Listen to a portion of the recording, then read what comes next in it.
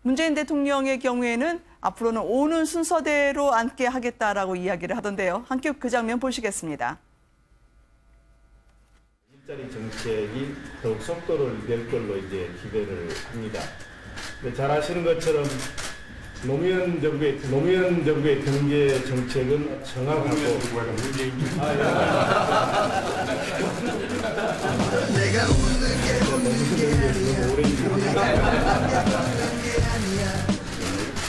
우선 대통령 집무실부터 소개를 해드리면 이 공간에 있는 집무실에 비해서 아주 좁지만 그러나 일하기에 충분한 그런 공간입니다. 앞으로 이런 공식 행사상 필요할 경우에만 공간 집무실을 사용하고 나머지 업무는 여기서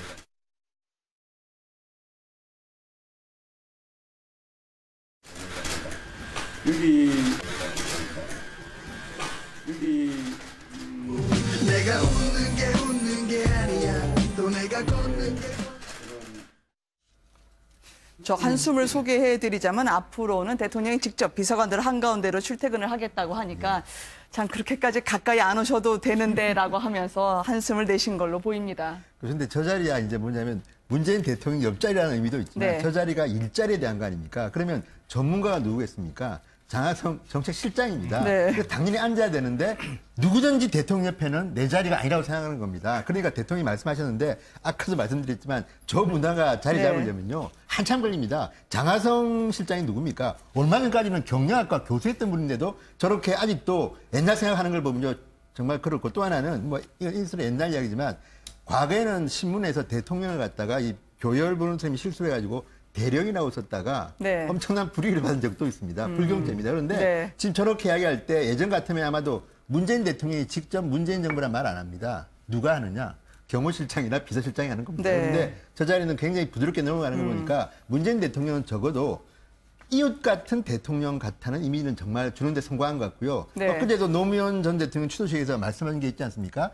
문재인 대통령께서 내가 국민들한테 과분한 사랑을 받고 있다. 특별히 한 것도 없지만 이렇게 받는 것은 내가 정상적인 활동을 해서 그렇다는 건데요. 저런 모습은 좀 더 자주 보여줬으면 좋겠습니다. 네. 지금 저기 원탁 테이블이잖아요. 네네. 원탁 테이블이니까 어떻게 앉아야 될지 순서도 모르는데 저기 촬영하는 기자들도 마찬가지예요, 이제는. 저기 원탁이 되니까 대통령이 어디에 앉는지를 모르기 때문에 네. 자리 잡는 것도 상당히 좀 어려울 것 같다라는 그런 우스개의도 들리고 있습니다. 학창 시절에 다 해보시지 않으셨어요? 제일 뒷자리부터 앉을 거예요. 그러니까 제일 대통령하고 먼 자리부터 앉으려고 하겠죠. 네. 그게 오히려 더 마음이 편하니까 그렇게 할 것 같은데요. 근데 사실 테이블 자체가 워낙 작아가지고 제가 농담삼아 그냥 말씀드렸지만 의미가 별로 없을 것 같고요. 네. 저는 이렇게 대통령 집무실이라든가 대통령이 어떻게 회의를 하는지 이런 장면을 국민들한테 투명하게 이 모습들을 공개하는 행위 자체가 제일 의미가 있다고 봅니다. 네. 그동안에 박근혜 전 대통령의 경우에는 배곡 주사를 맞았다, 먼 주사를 맞았다, 어디 가서 뭐 하는지를 아무도 모른다 이런 얘기를 했는데 지금 그 문재인 정부 같은 경우에는 그걸 의식했는지 그렇지 않았는지는 모르겠지만 네. 어찌됐든 우리는 이런 데서 회의하고 저는 이런 데서 근무합니다라고 해서 공개하고 이런 식으로 회의하고요. 앞으로 이렇게 회의할 겁니다라고 얘기하고 회의 끝나고 난 다음에 또 오늘 거의 실시간으로 회의 내용을 또 공개를 했어요. 아주 자세하게. 네. 앞으로 좀 계속 쭉 그렇게 했으면 좋겠다. 그래서 국민들이 정책에 대한 불신, 정부에 대한 불신 갖지 않고 정부가 어떤 일을 하고 있는지 좀 잘 알 수 있도록 해줬으면 참 좋겠다는 생각합니다. 네. 참 본의 아니게 양보의 미덕이 발휘되는 청와대 회의실 풍경을 전해드렸습니다. 오늘 박근혜 전 대통령의 두 번째 재판이 진행이 됐습니다. 최순실 없이 나홀로 재판 박근혜 전 대통령 아니겠습니까? 많은 분들은 좀 궁금해하실지 모르겠지만 옷도 그리고 구두도 어제와 다르지 않았어요. 그저께죠. 저 모습을 보면 저도 깜짝 놀란 게 과거에 이제 처음 등장하실 때 보고 국민들이 놀란 게 그겁니다. 저 모습은 대통령 때의 모습과 크게 다르지가 않습니다. 네. 그러니까 보통 전투복이라고 그러죠. 그러니까 굉장히 이제 정색을 하고 나오실 때는 저렇게 남색 정장을 했는데 남색 정장을 하셨고 올림머리로 보이지는 않지만 거의 약식 올림머리를 하셨습니다. 본인이 직접 하신 것 같고요. 그리고 법정에 나오시는 분들 치고는 이례적으로 저는 저런 걸 많이 못 봤는데 굽이 조금 있는 구두를 신으셨습니다. 그렇게 들어오셨고 또 하나는 네. 태도인데요. 지금 들어오셔가지고 물론 처음에 수갑은 차셨지만 옆에 있는 법원 직원들한테 물어봅니다. 내가 어디로 걸어가야 되느냐, 언제 가야 되느냐. 마치 과거에 자기 비서들한테 하듯이 하고요. 또 하나는 얼굴을 보시면 아시겠지만 고개를 숙이지 않습니다. 가능하면. 거의 고개를 들고 계십니다. 그런 것들을 보면 지금 박근혜 전 대통령은 우리가 생각한 것처럼 마음이 상당히 무너지고 한 것 같지는 않고요. 지금 어떤 결기를 가지고 재판장에 나오시는 것 같은데 우리가 부탁드리는 것은 어쨌든 좀 진실을 말씀하셔가지고 국민들 네. 앞에 이 역에 대해서 조금이라도 좀 반성하시는 모습 이런 걸 좀 보여줬으면 하는 의견들이 SNS 라인에는 많이 나옵니다. 그러니까 이런 점도 좀 참고하셔가지고 본인의 변호도 충실히 하시면서 또 나름대로 본인을 지지하셨던 많은 국민들에 대해서 생각도 좀 하셨으면 좋겠다는 생각이 듭니다. 공판에서는 여유를 좀 되찾은 건가요? 이제 적응을 하는 건가요? 옅은 미소까지도 포착이 됐다고 하던데요.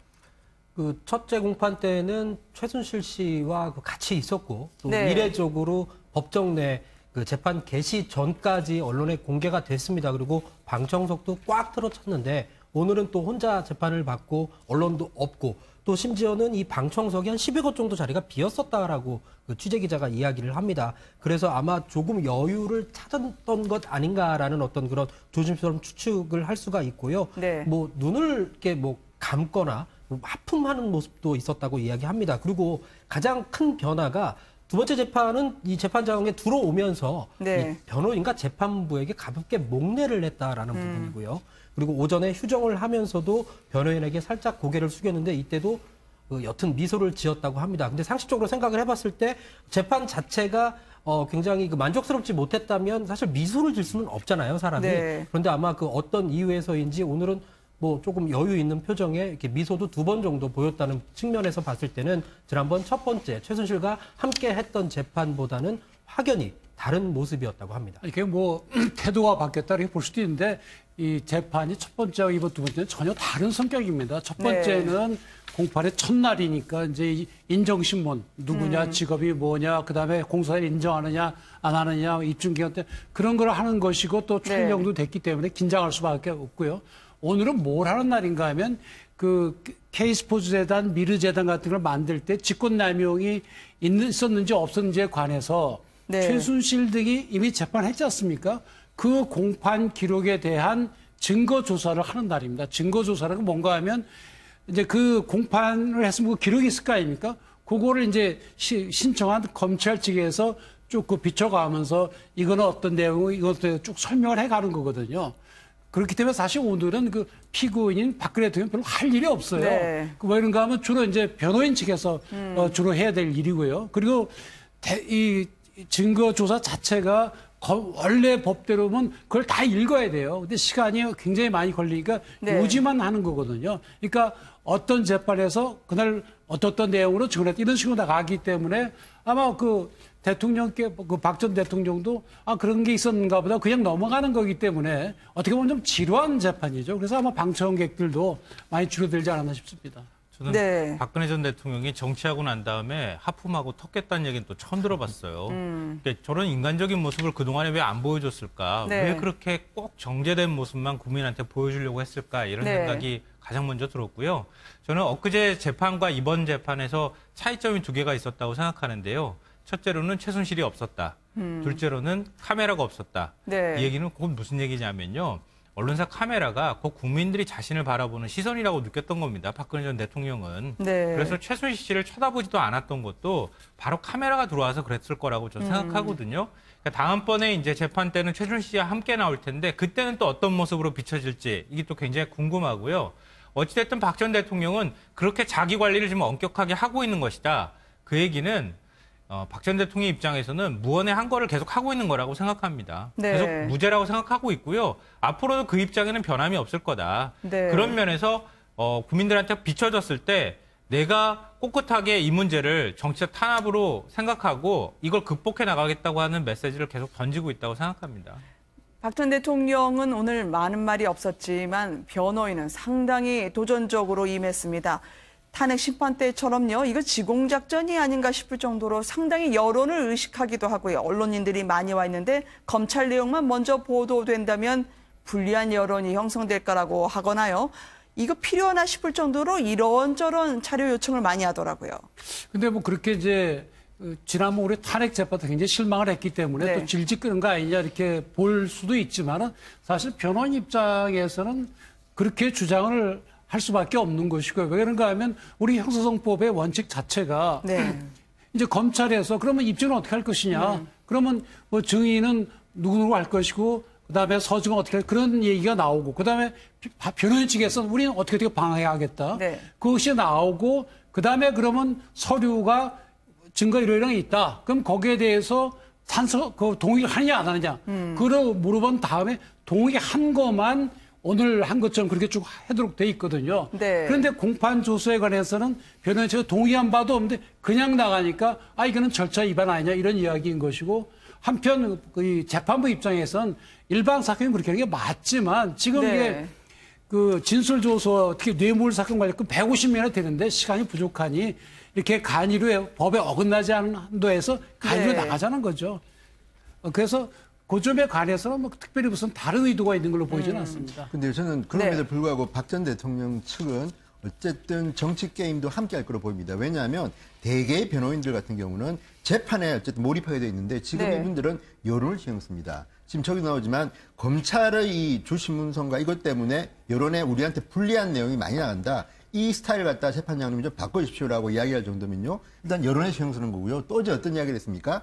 그저께죠. 첫 재판에서 박근혜 전 대통령의 변호인들이 이런 말을 했습니다. 자, 지난번 문제가 됐던 돈봉투 만찬, 그러니까 법무부 이제 검찰국장하고 서울중앙지검장이 만난 그 자리에서 돈봉투를 받았던 2명의 검사가 이 자리에 남아 있다. 네. 누굽니까? 지금 박근혜 전 대통령에 대해서 공격하는 대표 검사 2명이 그 자리에 있었습니다. 그걸 갖다가 지적하면서 그러면 두 분도 뇌물죄 아니냐고 이야기했습니다. 굉장히 정치적 공세에 말이 나오고요. 최순실은 또 얼마 전에 법정에서 뭐라고 진술했습니까? 자, 이거는 고영태와 검사와 의논해서 했던 짜고 치는 고스톱 네. 같은 건데 그 검사가 누구냐고 물으니까 이번에 새로 임명된 윤석열 서울중앙지검장이라고 했습니다. 이유가 근거가 뭐냐고 하니까 여러 군데서 자기가 들었다고 했습니다. 물론 판사는 황당해 있지만 이런 이야기를 지금 왜 하겠습니까? 저는 아마도 박근혜 측 변호인들은 시간을 끌 수밖에 없는 게 지금 제가 봐도 일주일에 3번 내지 4번 한다는 거는 상당히 부담스러운 것이고 10월 17일까지 만약에 선고가 나지 않으면 박근혜 전 대통령은 일단 석방됩니다. 근데 네. 전 당연한 거로 박근혜 측 변호인들은 시간을 끌 거라고 보기 때문에 아마 판사와 검사 그리고 변호인 간에 시간을 두고 굉장히 치열한 싸움이 있을 거라고 저는 봅니다. 6개월 안에 1심이 안 나오면 선고가 되지 않으면 이제 불구속 상태로 갈 수도 있는 거 아니에요. 박 전 대통령이 말이죠. 저도 이제 비슷한 느낌을 받았는데요. 네. 지난번에 헌재 탄핵 심판하고 비슷한 양상으로 흘러가지 않을까 살짝 좀 걱정이 됩니다. 그러니까 지금 시간을 점점 이렇게 뒤로 미루는 방법들도 그렇고요. 네. 그리고 그동안에 이제 검찰이나 특검이 수사해왔던, 조사해왔던 뭐 증거라든가 이런 내용들에 대해서 사실은 전부 다 부인하고 있는 상황 아니겠습니까? 만약에 이 내용들을 법리적으로 좀 더 다투겠다고 생각했다면은 다른 증인이라든가 아니면 뭔가 논리적인 근거를 가지고 법리적으로 좀 다퉜어야 할 모습들이 있어야 하는데 네. 지금 아직 시작이라서 뭐 단언하기는 좀 어렵지만 그런 모습들이 그렇게 별로 보이지 않을 것 같아서 좀 우려가 되는 측면이 있고요. 앞으로 근데 지금 재판이 진행되는 게 우리 이제 헌재 재판 같은 경우에는 좀 정치적 문제가 많이 들어가 있으니까 그렇다 하더라도 박 전 대통령을 위해서라도 박 전 대통령이 정말 억울하다면 좀 법리적으로 다투고 검찰이나 특검 조사 내용이 허점이 있다면 그 허점을 좀 찌르고 들어가는 그런 네. 모습들을 좀 보이면서 박 전 대통령을 지지하는 여전히 꽤 많은 국민들한테 좀 믿음 같은 걸 좀 줬으면 좋겠어요. 너무 정치적으로 네. 끌고 가지 말고. 실제로 법정 안에 있던 취재 기자의 이야기에 따르면 네. 오늘 변호인 측에서 정말 상당히 강력하게 이야기를 했다라고 얘기를 해요. 또 네. 그것을 느낄 수가 있었던 게 아까 그 언론에 먼저 나온다는 부분을 우려했었잖아요. 오늘 실제로 법정 안에서 이 기자들한테 이 판사들이 이런 얘기를 했습니다. 타이핑을 못 치게 한 이런 부분까지도 있었어요. 그래서 아마 네. 지금 저 전략이 조금은 먹혀들지 않았나라는 생각도 할 수가 있고요. 또 하나는 유영하 변호사 얘기했잖아요. 네. 양이 너무 방대하다고. 근데 저 얘기는 처음에 네. 박근혜 대통령 당시에 선임됐을 때도 똑같은 이야기를 했습니다. 양이 너무 많아서 볼 시간이 부족하다. 네. 근데 대통령 측에서는요, 어쨌든 전직 대통령이고 그와 관련된 탄핵과 관련된 지금 재판을 하고 있기 때문에 아무리 이게 형사적이고 법리적인 이야기를 할지라도 이 모든 것을 정치적으로 생각할 수밖에 없습니다. 네. 그렇기 때문에 이런 그 공소 사실과 관련된 거라든지 이런 게 조금이라도 밖에 알려지고 국민들에게 알려져서 이미지가 손상된다든지 정치적으로 해석되는 거에 대해서 굉장히 예민할 수밖에 없고 또 대응 자체가 정치적일 수밖에 없지 않느냐. 그런 네. 의미에서 보면은 이것이 형사재판이고 형사소송법에 따라 하지만 실제로 대통령 본인과 또 변호하는 당사자 주변은 다 정치적으로 해석하고 대응할 수밖에 없는 문제가 아닌가 그렇게 보여집니다. 그런 아니, 이것이 태도가 정치적인 일관되게 예, 성격은 있지만 정치적으로 끌고 가면 안 됩니다. 헌법재판소도 굉장히 아쉬웠었는데 제가 단언컨대 10월 16일 그때까지 재판이 안 돼서 석방되는 일은 없습니다. 네. 그 전에 재판은 끝나게 되어 있는데 특히 이제 박근혜 대통령 사건의 경우에 특징이 무엇인가 하면 모든 재판이 이제 사실관계와 법률관계 두 가지가 이제 항상 다투어지는 거거든요. 네. 그런데 박근혜 전 대통령의 경우에는 특히 법률 관계에 대해서 우리가 심오한 공방을 해야 됩니다. 과연 대통령이나 위치에서 행사할 수 있는 권한의 범위가 무엇이냐. 이거 네. 상당히 중요한 거거든요. 그러니까 그 점에 대해 집중적으로 검토를 하고 그것이 토론이 돼야지 그냥 마냥 끌고 가가지고 도저히 안 돼. 적당히 그냥 타협적인 판결이 나와서는 이거는 국가적으로도 굉장히 큰 손해입니다. 네. 오늘 재판이 점심 식사를 위해서 한 차례 휴정이 됐었습니다. 박 전 대통령이 구치감으로 이동해 식사를 한 것으로 전해졌는데요. 1시간 50분 정도 주어졌습니다. 어떻게 진행이 됐나요? 보통 통상적으로 이 법원 내 구치감에 마련된 이 별도의 대기실에서 점심을 먹습니다. 근데 네. 이 법원 식당에서는 이 피고인을 위한 관식이라는 게 있습니다. 이것을 이제 구치소 측에서 사서 가져다 주는 형태이기 때문에 네. 식당에 가서 먹는 것이 아니고 대기실에서 먹는 겁니다. 그리고 앞서 확인을 했더니 그 노태우 전두환 두 전직 대통령도 재판 과정에서 이렇게 그 점심시간에는 지하 1층 구치감에 내려와서 네. 구치소 측에서 가져다 준 관식을 먹었다고 얘기를 하는데요. 정확한 메뉴는 좀 확인이 안 됐습니다. 네. 근데 저는 이런 생각 좀 드는 게 그 만약에 박근혜 전 대통령이 이 굉장히 가혹할 정도의 빡빡한 재판 일정을 견디지 못할 경우가 생기지 않을까 좀 싶다는 게 이제는 거의 일주일에 이번 주는 이틀이지만 다음 주는 사흘 내지 나흘입니다. 그리고 네. 매주 아마 사나흘씩은 이렇게 재판을 받으실 텐데 매일 저렇게 강행군을 하게 되면 지금도 제가 볼 때는 표정이나 또는 뭐 얼굴 이 모습은 과거와 큰 차이는 없어 보이지만 조금 야위신 거는 같고 또 만약에 저런 것들이 또 정신적으로 조금 마인드 컨트롤이 무너지게 된다 그러면 네. 아마도 병에 걸릴 가능성이 있다고 봅니다. 그런 경우는 이 10월 17일까지 마감차이 되는지 이 네. 변호사님이 좀 뭐 전 전문가 아니라서 어떻습니까? 그런 경우는? 아니 예를 들어서 뭐 질병이 지금 뭐 예. 콩팥도 안 좋다 하시니까 그것 때문에 도저히 재판을 진행할 수 없다. 네. 그리고 극히 예외적인 경우라고 한다면 일단 석방하고 하겠지만 아직까지는 뭐 그럴 정도 같지는 않고요. 또 물론 힘드시겠지만 사실 이게 역사적으로 중요한 사건이기 때문에 박 전 대통령께서도 잘 이겨내서 힘을 내셔서 본인이 주장하시는 억울한 점, 또 네. 본인이 잘못한 점, 이거를 국민들에게 밝혀야죠. 탄핵이라는 거는 파면하는 것이고, 이거는 무슨 일이 있었는지, 또 장차 앞으로 후임 대통령들께서는 어떻게 하셔야 될지는 하나의 기준을 제공하는 거거든요. 그러니까 네. 잘 이겨내셔야 되는 것이 박근혜 대통령 개인의 문제가 아니라 본인의 주인 역사적 의무라고도 볼 수가 있습니다. 네.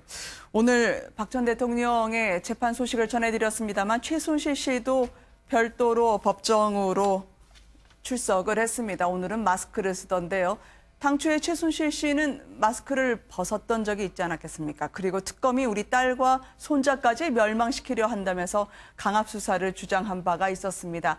그런데 왜 이 모녀는 마음을 바꾼 걸까요? 정유라 씨가 이제 국내에 들어오겠다고 자신이 소송